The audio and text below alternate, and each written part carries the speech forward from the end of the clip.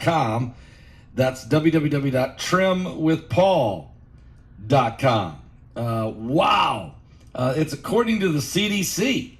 73.6% of adults are overweight, and a further 40% of those adults are obese.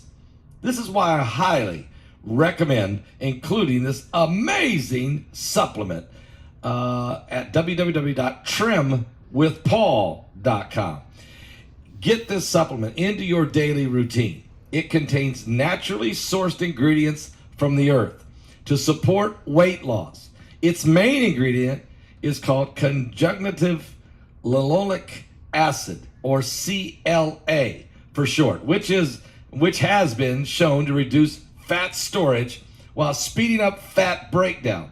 The CLA in its essentially hinders, this is what it does, it hinders the body's ability to store fat in favor of supporting the body's ability to burn the fat.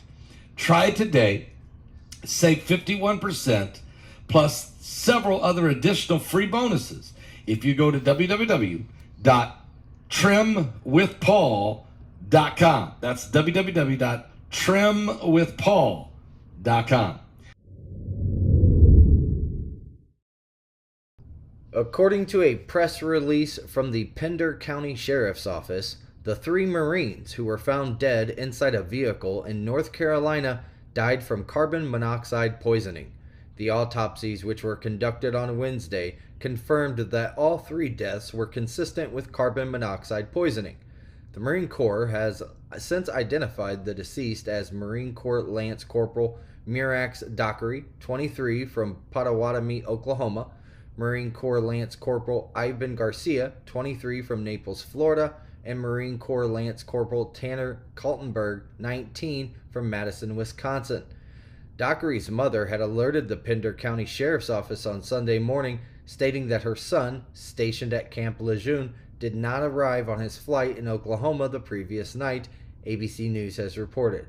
The Pender County Sheriff's Office had received a call about a missing person, and during their investigation, they tragically discovered the bodies of the 3 men inside a car at the Speedway convenience store in Hampstead, North Carolina, as detailed in a press release on Tuesday. In a dramatic incident that caused panic among New Yorkers, a construction crane hanging 45 stories above the street caught fire and partially collapsed onto a nearby high-rise building in Hell's Kitchen on Wednesday morning. The chaotic scene resulted in injuries to a dozen people as residents and passers-by scrambled for safety. The crane operator was inside the cabin, busy lifting 16 tons of concrete at 550 10th Avenue when a fire suddenly erupted in the engine compartment around 7:30 a.m. local time. Attempting to control the flames, the operator used a fire extinguisher, but was eventually forced to flee for his life as the fire rapidly spread, as reported by FDNY 1st Deputy Fire Commissioner Joseph Pfeiffer.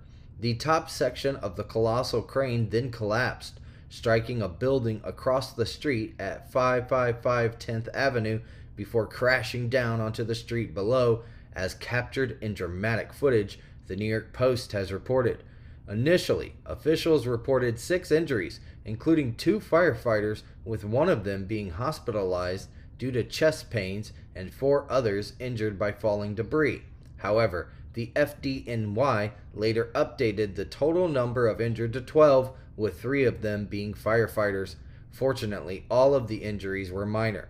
The construction crane was in operation for a 45-story building under construction near Hudson Yards, situated between West 41st and West 42nd Streets, when the fire broke out, according to officials.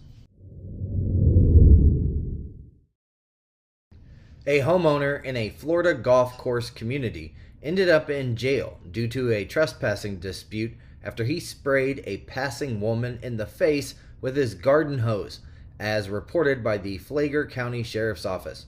The incident occurred in an unincorporated area approximately 70 miles northeast of Orlando on Friday, July 21st. Authorities were called to a home in the Plantation Bay Golf and Country Club after the suspect's wife dialed 911 to complain that the victim had displayed a gun. However, upon investigating the matter, deputies discovered that it was the homeowner who had escalated the situation, Yahoo News has reported. He had mistakenly believed the woman was encroaching on his property line, leading him to confront her and use his garden hose against her. The victim, in an attempt to protect herself, retreated to her vehicle while the man continued to berate her, making her fear a potential attack. As a precautionary measure, she displayed a firearm for her safety. When the homeowner returned indoors, she holstered the weapon and waited in her vehicle for law enforcement to arrive. The investigation later confirmed that the woman had not trespassed onto the man's property. The homeowner had further exasperated the dispute by aggressively following her to her vehicle.